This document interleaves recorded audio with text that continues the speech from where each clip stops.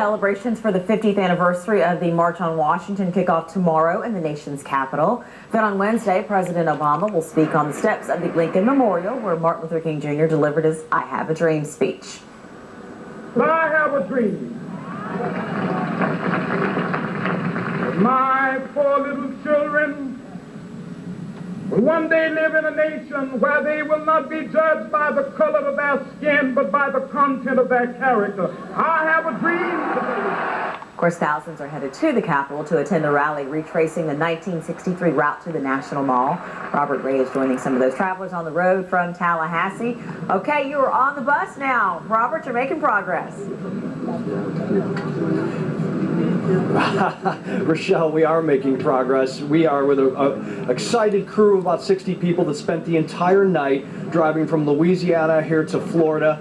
Most of these folks here are from Southern University in the state of Louisiana. You also have community activists on board. Just a real fun crew, and I got to tell you, we talked to this guy earlier today, Raymond. You're pretty excited, but you're with a bus full of all African Americans, and you were saying to me earlier that you wish that perhaps there was others. Yeah, I would love to have a little more diversity. You know, that would be a major difference between now and 50 years ago.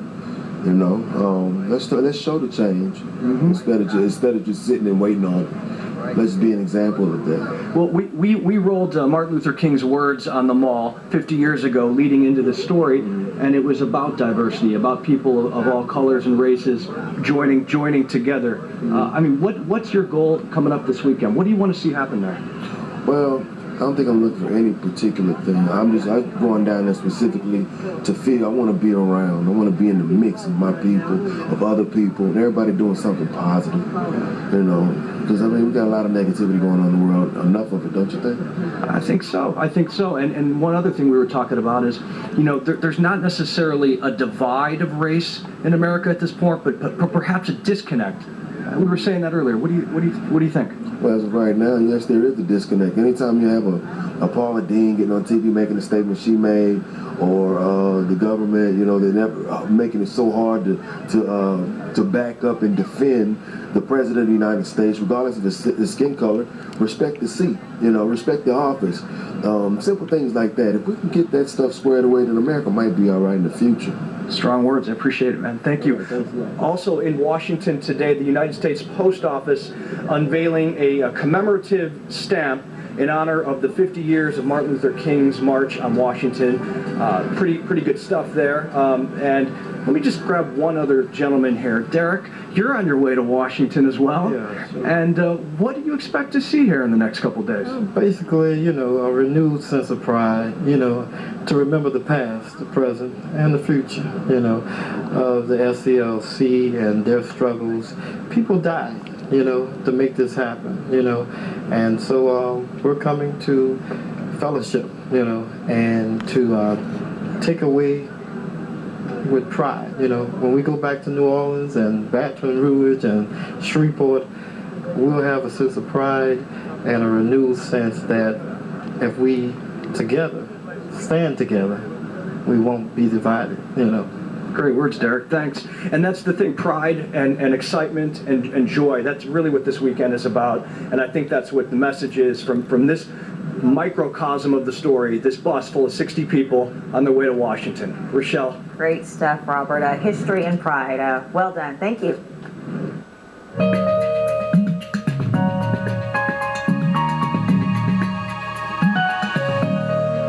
And I'm Dave Warren. We are starting out west again. Now it's dry, so it's nice to see this rain here on the radar, but it's actually leading to more fire weather watches and red flag warnings because these are thunderstorms, give us a lot of lightning and a little bit of rain and gusty wind. So it could actually start more fires than it could help with the rain coming down. Rain's fairly light in areas that need it over Idaho, western Montana, certainly nothing here over in California, where that rim fire has really expanded and they have really lost containment, only about 1% contained with that fire there. Too much rain in the southeast. There's rain coming in the panhandle of Florida up through Georgia and South Carolina. These individual dots here are flood warnings, and we're looking at a lot of rain over this area which has already seen too much. So most likely flood warnings continue to be issued and will still be in effect throughout the weekend for the southeast. Now there's cooler air that we're talking about coming in from Canada. The temperatures dropped to 69 in Minneapolis, 73 in Chicago. That is working its way east, so that we'll see a big drop in temperatures here in the Northeast. But before that happens, we'll see these numbers climb into the 80s today, and there's 1 or 2 areas of rain that we're watching. This area of showers and storms moving through West Virginia, now pushing into Maryland and Northern Virginia, will continue to track east. So look for a rainy start to your weekend here this Friday evening in Washington, D.C., but that will be followed by cooler air. Look at the temperatures in New York. The rain stays south of New York City, but the temperatures drop. 80 on Saturday, 81 degrees on Sunday. Monday and Tuesday, the warm air comes back, though. We're into the mid-80s, dry for all 5 days. But that is nice and comfortable here this weekend.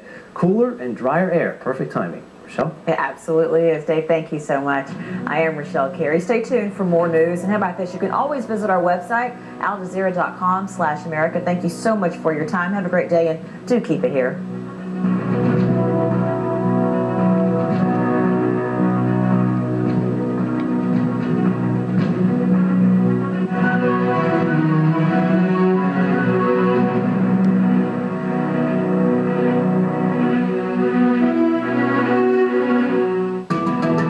Millions of acres burned and more than $1 billion spent.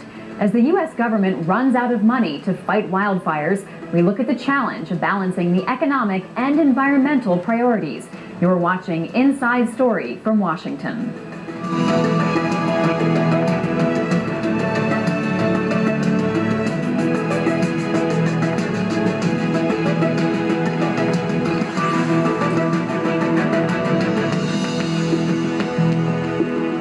Welcome, I'm Libby Casey. Right now, 50 uncontained wildfires are raging across the country, and the government is about to deplete its annual firefighting budget before the season ends.